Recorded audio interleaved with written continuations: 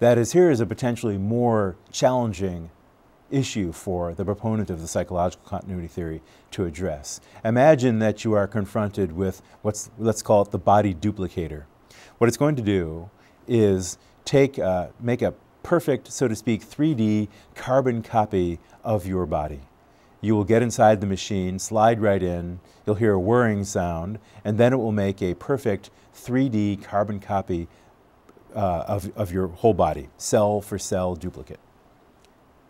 Now, that individual who, and suppose that new body functions perfectly well, can talk and walk around and drive a car and write a book and talk and so on. Now, that individual will certainly say things like, oh yes, I remember walking into that machine. And will certainly say things like, I felt a little bit nervous beforehand, but I'm fine now, no problems. But now if you're there also, so is your duplicate.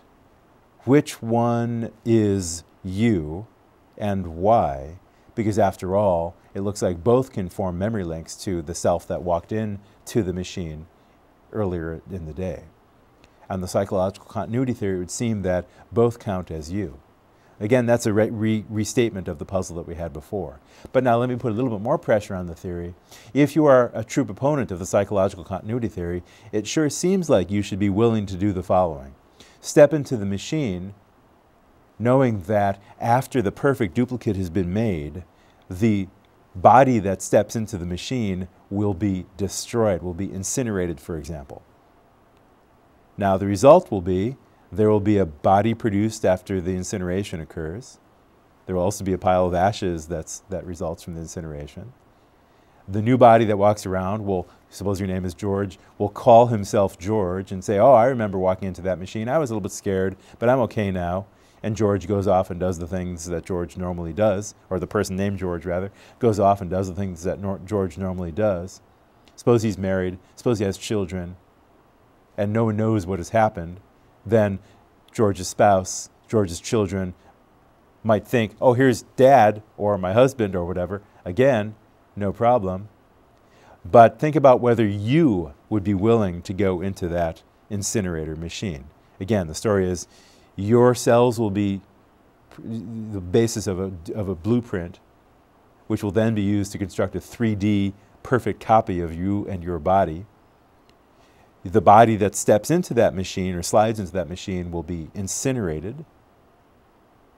And then the thing that is produced as a result of the process, two things actually. One, a pile of ashes. Two, a person who's walking around saying, yes, I'm George, who remembers being the self, or seems to remember being the self that was the one that walked into the machine. The question, though, is would you be willing to go into that machine? Would you be willing to go into that machine and become incinerated on the understanding that a perfect duplicate of your body will be produced as a result?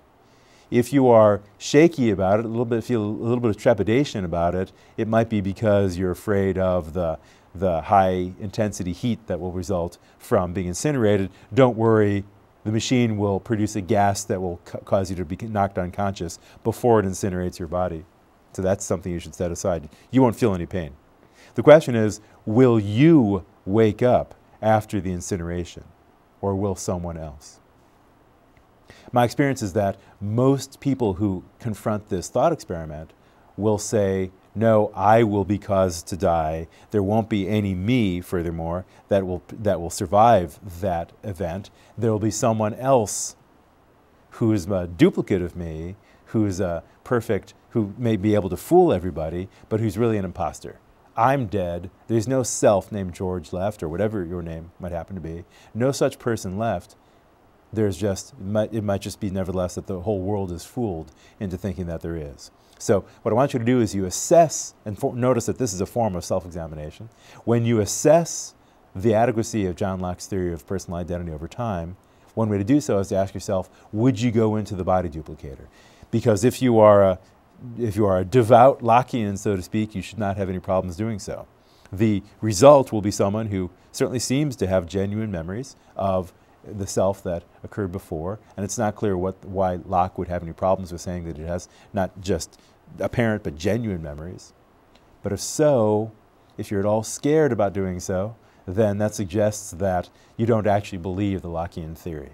You accept something else. So I want you to think about what you'd be comfortable with doing if you would go into that machine. You're on the side of Locke's position on personal identity. If you're not, then that suggests that you don't actually accept his position deep down. We'll need to think about another alternative.